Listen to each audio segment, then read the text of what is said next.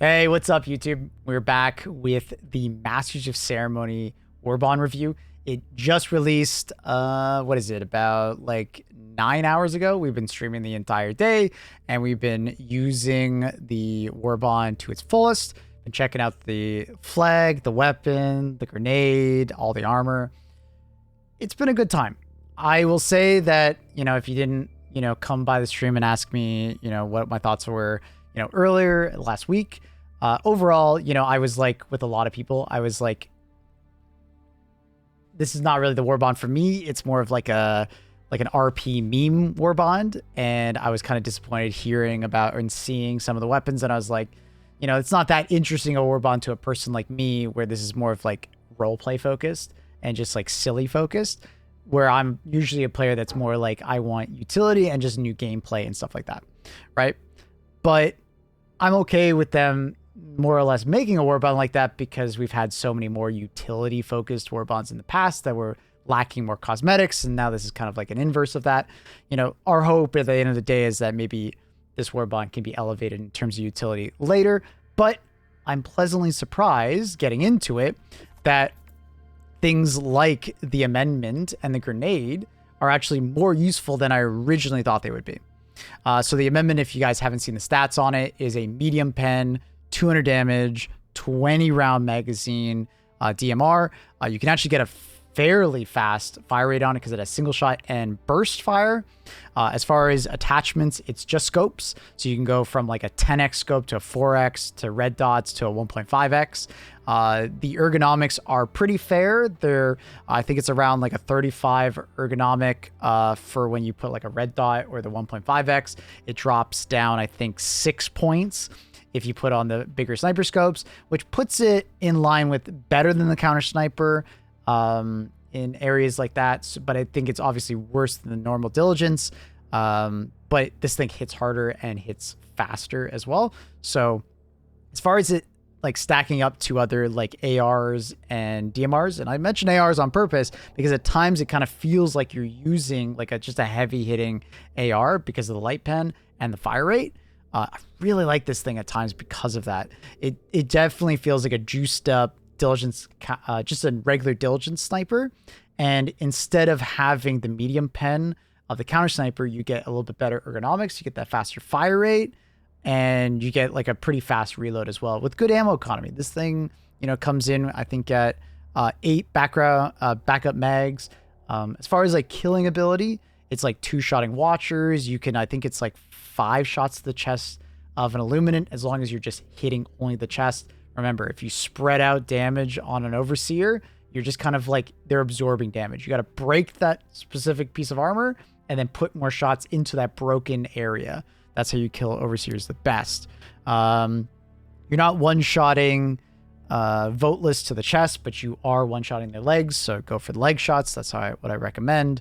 As far as the flesh boys, the flesh mobs, your sheer DPS that you can put into a flesh mob is pretty impressive, but you're going to want to have something else helping you. So a couple times there, I was bringing, my amendment and the laser backpack, and in combination, I was able to take out flesh mobs all by myself pretty effectively, right? Obviously not as effective as an explosive weapon or like just a really high fire rate, high DPS, like assault rifle or something like that. But it was really respectable for a marksman rifle, which is pretty impressive. I did really enjoy using on the bot front. You're one-shotting normal bots. You're one-shotting devastators in the eye. 4 shots to the leg to kill a devastator. Range felt really good. Berserkers, you can one-tap them in the eye or just shoot them in the stomach. I think it was like 3 or 4 shots. Overall, I enjoyed it, but bot front, you're definitely going to probably lean towards medium pen. That's where the counter sniper is just better. On the bug front, stalkers are like 2 taps to the mouth, typically around 4 shots if you're aiming somewhere in the head area. Obviously, you don't have the stagger of like something like the Deadeye, but if you have good shot placement and you're pretty good about swapping targets, you can drop quite a few stalkers back to back to back, which is really impressive. It's about like 3/4 of a mag to destroy Charger's butt, which is actually pretty respectable because you can drop 3/4 of a mag pretty fast because of the fire rate, which is pretty impressive. Put it in burst fire and just let it go. An impaler, if you're shooting towards the top of their forehead, it was about 3/4 of a magazine as well, almost a full mag, which is also pretty impressive. I would not probably recommend shooting a Bile Titan stomach, but it will break it in about, I think it was a mag and a half. Brood Commanders wasn't terrible against. It was about half a mag to break their head. Maybe a little less than that, actually. It might be closer to 8.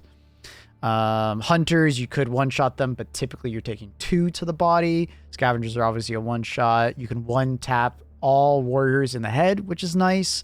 So overall, respectable breakpoints. And I did enjoy it. Obviously, it does have the bayonet, so if you do pair it with like stun grenades, you can walk up to a charger, you know, melee it. I think it's like 4 or 5 times in the leg, and they drop over dead. I like the amendment.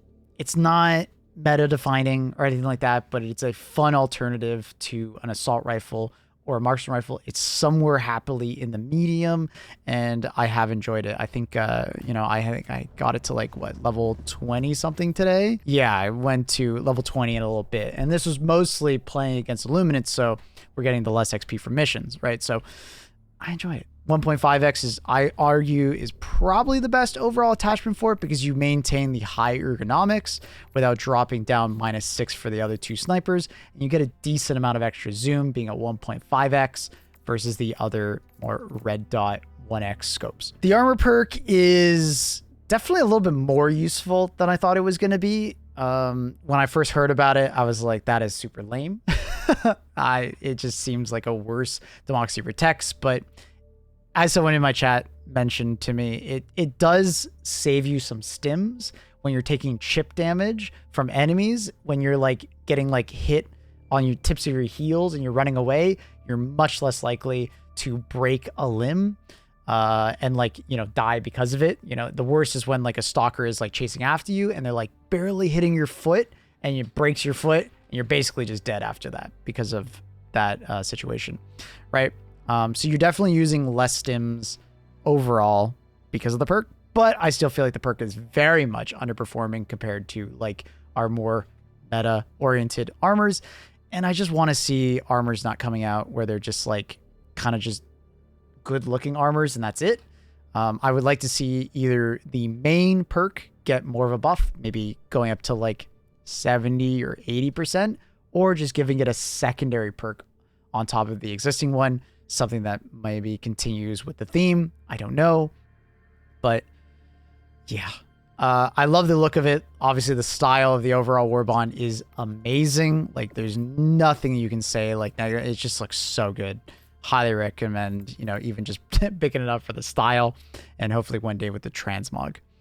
The Saber is a bit of an interesting one. It has a very similar attack speed to the Hatchet and I believe the same damage. But kind of an interesting one. It has more of like a side swipe to it, so it'll affect a larger area. You don't have to be as accurate. It'll be a little bit harder to hit weak points than like a spear because a spear is obviously aiming exactly at your aim point, so you can kind of aim exactly where you want that weak point hit. But Saber is pretty cool. Pretty cool. It's still a melee weapon and it does not stun enemies like the stun batons, so immediately you'll be trading damage with most enemies that you're going to be meleeing unless you're stunning them first. So it's always going to be a bit of a hard sell for me to recommend a melee weapon. But, you know, if there's scavengers around you or like vote lists, it's not the worst option, I guess. It's okay. The Pyrotech is basically almost like a firework. It's quite interesting when you throw it.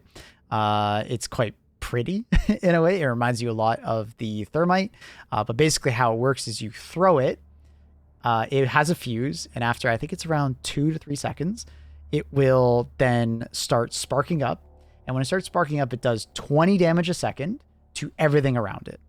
It will also light the ground on fire and enemies in that 5, I believe, meter radius around the grenade. So it does double dot damage. So it does the initial fire damage that has been buffed recently, which is good. Fire damage is doing really well against bigger targets, even smaller targets still. But it's also doing this 20 damage a second like hit, which is not massive amounts of damage, but it does add up if you can get the enemy to stand on the nade for the duration of, I think it's around 5 seconds. And then it will explode for the 50 damage proc, which is nothing to call home about, but it's just added on top of it. The penetration is quite low, but for like things like the flesh mob, this thing's pretty great. And I forgot to mention, you get 6 of them, right? And you respawn, or like respawn with 6, obviously, if you have a hell pod. If you resupply with your like ship's resupply that you call down, you get 3 back. That's cool. That's really cool. I was typically throwing like 2 at a time to like flesh mobs, and they do get melted. As long as you're like also like firing your primary weapon, you can kind of throw this underneath drop ships, and it will weaken or kill all the voteless. It will very often kill overseers as long as they stand in the fire for like a second or 2. And then flesh mobs get definitely weakened by this thing. It impressed me a lot more than I thought it would.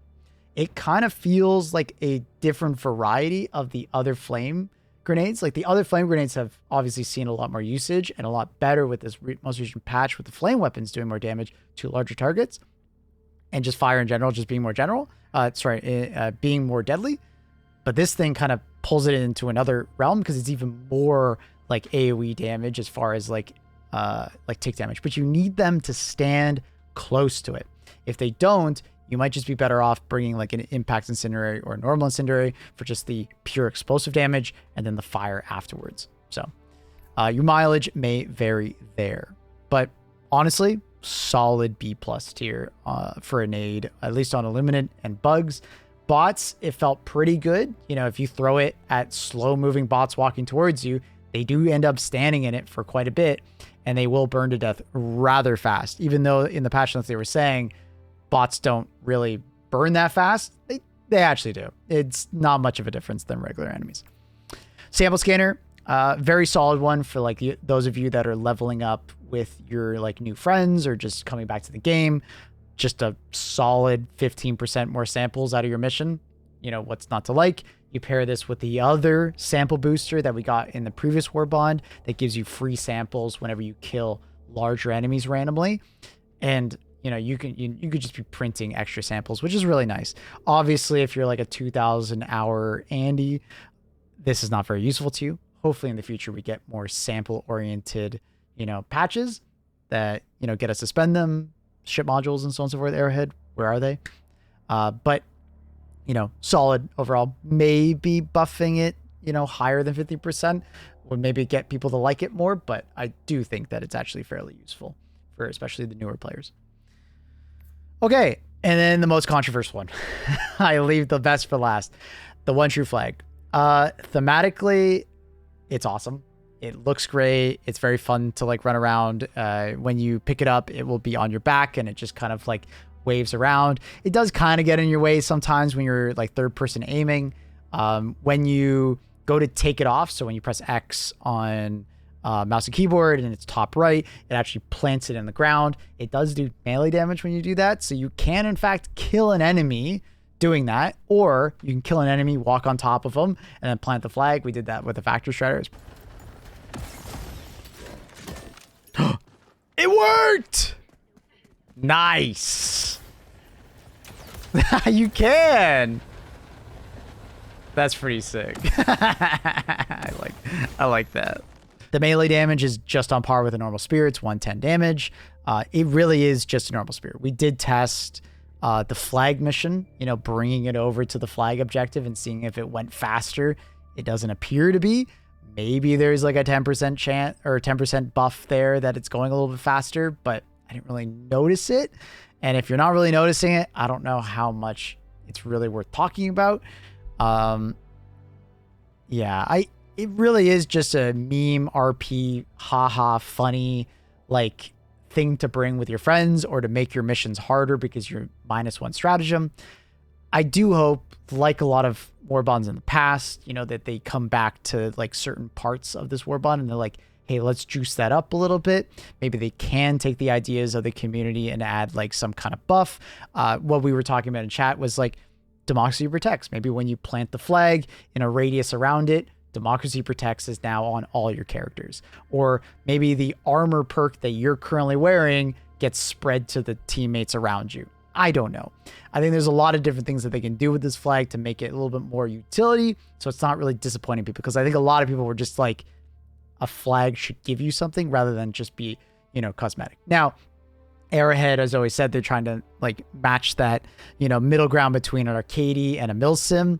I think that with this one, they were definitely going for more of the milsim-y side, where, you know, it's like a flag in battle, right? You know, in the colonial wars and stuff like that, right?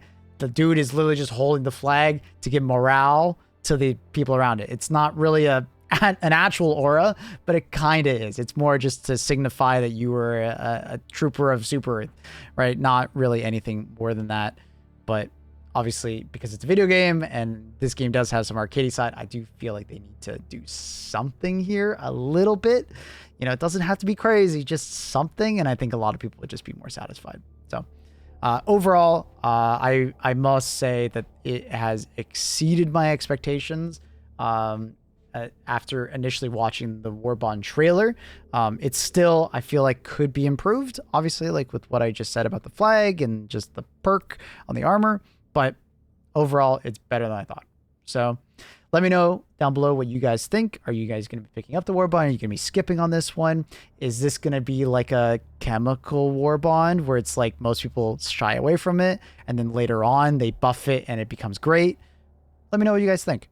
What would you guys do to the flag? Also, I want to know. Hope you guys enjoyed the video and my thoughts on it. Feel free to come by the YouTube stream or the Twitch stream. And hope you guys have a great morning, evening, afternoon, night. Thanks for watching YouTube. Like, comment, subscribe.